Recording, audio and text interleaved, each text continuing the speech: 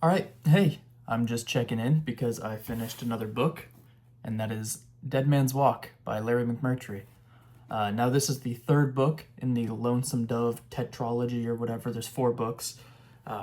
So, this is the third of the four, and I had always heard some pretty negative things about all of the books going forward after Lonesome Dove.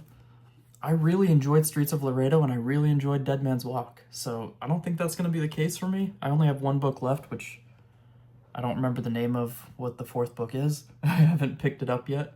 But I really enjoyed the follow up books so far.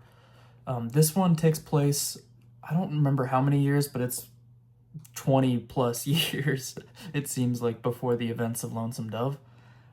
It's just Gus and Call and Woodrow Call. Those are kind of our two main characters that still are prevalent in Lonesome Dove.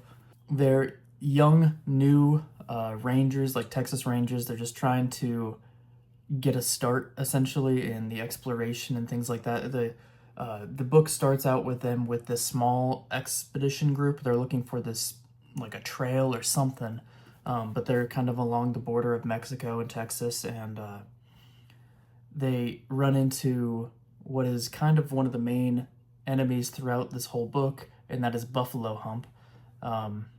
He is a big Indian man, Native American dude who is very, very dangerous. Just to tell you how dangerous he is, they're all together at one point. They're all together. They had just seen some what they thought were like mountain goats out in the distance, and they go up closer to the mountain goats and kind of get themselves trapped in this little area.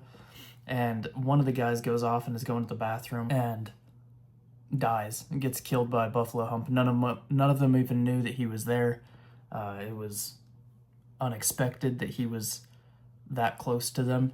Another one of the younger people who were in the group, at one point they kind of drift out too far. They had ran out a bit far to see if they could help recover a body, and when they're coming back, they're running from Buffalo Hump, who ends up scalping him. He pulls his hair right off, and he makes it back. He's in a crazy amount of pain.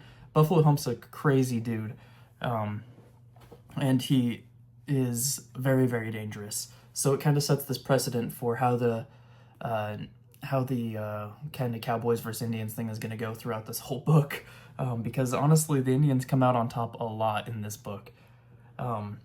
Specifically the Comanches. The Comanches are the main tribe that are the Texas Rangers are kind of battling throughout this journey that they have.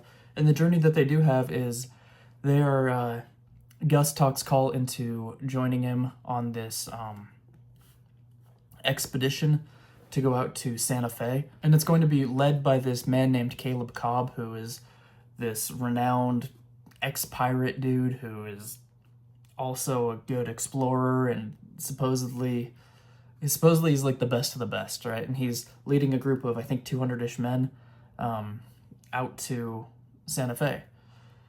Well, this goes into more Comanche territory and Mexican territory, and that is very dangerous for Texas Rangers. They're not so worried about the Mexicans, but specifically they're worried about the Comanches and Buffalo Hump and another man named Gomez eventually.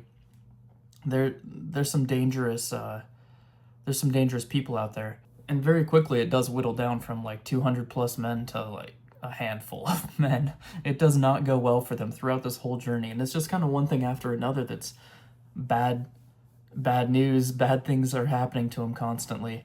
And I don't want to go too far into spoilers because this is a really good book, honestly, and it is a good prequel to Lonesome Dove. One of the other little plot points is Gus meeting Clara, which she's in Lonesome Dove as well, and Streets of Laredo, actually. But Gus meets Clara in Austin when she's just working at her father's shop. She's just kind of like a shop hand there, and he immediately falls in love. He says, I'm going to marry this girl, I'm going to get back to her.